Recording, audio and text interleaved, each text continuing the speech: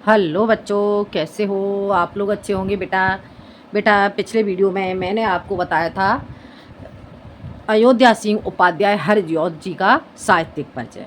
ठीक है, तो आज मैं आपके लिए लेकर के आई हूँ यूपी बोर्ड 12th क्लास के लिए मैथिली शरण गुप्त जी का साहित्यिक परिचय। ठीक है बेटा, आज हम जानेंगे मैथिली शरण गुप्त जी का साहित्यिक परिचय।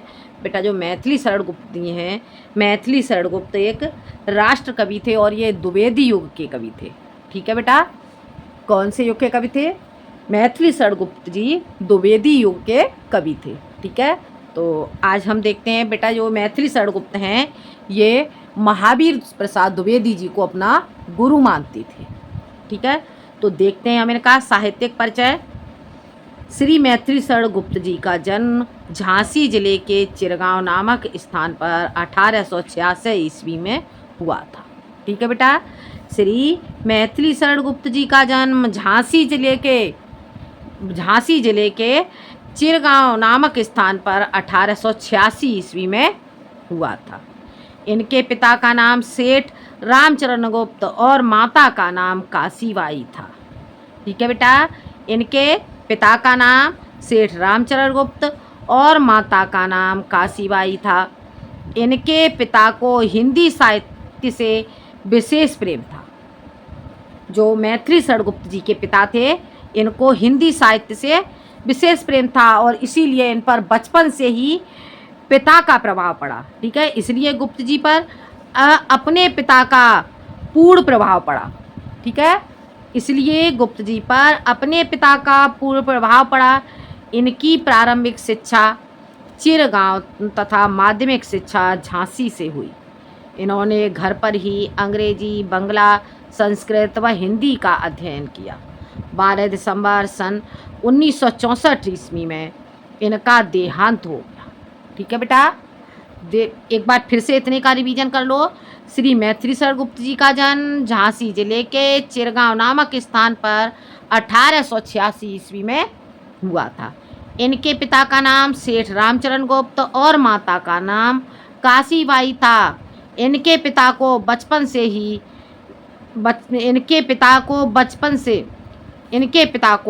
हिंदी साहित्य से विशेष प्रेम था। जो मैथिली शरण गुप्त जी के पिता थे, इन्हें हिंदी साहित्य का विशेष प्रेम था, इसलिए गुप्त जी पर अपने पिता का विशेष प्रभाव पड़ा। ठीक है बेटा, इनका जो बचपन था, बाल्यकाल का समय था, पिता के साथ ही व्यतीत हुआ और जो इनके पिता हैं, इनके पिता को हिंदी साहित्य से लगाव था, इसलिए इन पर अपने पिता का पूर्ण प्रभाव पड़ा।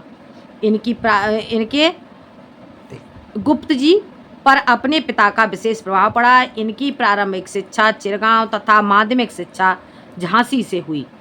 इन्होंने घर पर ही अंग्रेजी, बंगला, संस्कृत व हिंदी का अध्ययन किया। 12 दिसंबर सन 1964 ईस्वी में इनका देहांत हो गया। ठीक है बेटा, इतना समझ में आ गया होगा बेटा। आगे बढ़ते हैं, आगे देखते हैं बेटा। मैथिली शरण गुप्त में बाल्यावस्था से ही काव्यात्मक प्रवृत्ति विद्यमान थी। जो मैथिली शरण गुप्त जी थे, इनके अंदर बचपन से ही काव्यात्मक प्रवृत्ति विद्यमान थी। और ये काव्यात्मक प्रवृत्ति इनके अंदर क्यों आई? क्योंकि जो इनके पिता थे वे भी हिंदी साहित्य के प्रेमी थे। ठीक है बेटा, तो बचपन से ही हिंदी से ही जुड़े होने के कारण से जो मैथिली शरण गुप्त जी हैं, इनमें बाल्यावस्था से ही काव्यात्मक प्रवृत्ति विद्यमान थी। ये अल्पावस्था बेटा किसे कहते हैं? अल्पावस्था कहते हैं बेटा, छोटी अवस्था में ही। ठीक है, ये अल्पावस्था में ही छिटपुट काव्य रचनाएं करते थे। ठीक है बेटा, ये अल्पावस्था में ही छिटपुट काव्य रचनाएं करते थे। आचार्य महावीर प्रसाद द्विवेदी के संपर्क में आने के पश्चात उनकी प्रेरणा से काव्य रचना करके इन्होंने हिंदी काव्य धारा को सम्मत किया। ठीक है बेटा, जो ये मैथिली शरण गुप्त जी हैं, पहले ये बाल्यावस्था में ही, जब छोटी अवस्था में थे तो ये एक छिटपुट काव्य रचनाएं करते थे और आचार्य महावीर प्रसाद द्विवेदी के संपर्क में आने के पश्चात उनकी प्रेरणा से काव्य रचना करके इन्होंने हिंदी काव्य धारा को संबद्ध किया। समृद्ध किया। इनकी कविता में राष्ट्रभक्ति व देश प्रेम का स्वर मुखरित होने के कारण इन्हें राष्ट्र कवि की उपाधि से विभूषित किया गया। ठीक है बेटा, हो गया क्लियर। एक बार फिर से इतना देख लेते हैं। मैथिली शरण गुप्त जी में बाल्यावस्था से ही काव्यात्मक प्रवृत्ति विद्यमान थी। ये अल्पावस्था में ही छिटपुट काव्य रचनाएं करते थे।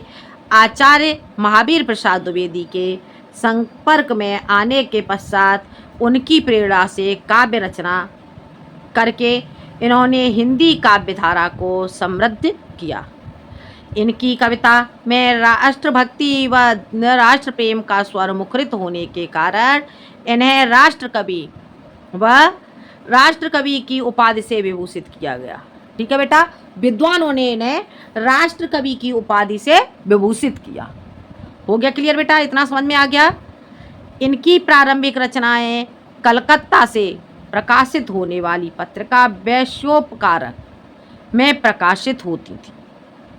इनकी प्रारंभिक रचनाएं, जब इन्होंने रचना करना प्रारंभ किया तब इनकी जो प्रारंभिक रचनाएं थीं वे कलकत्ता से प्रकाशित होने वाली पत्रिका वैश्योपकारक में प्रकाशित होती थीं।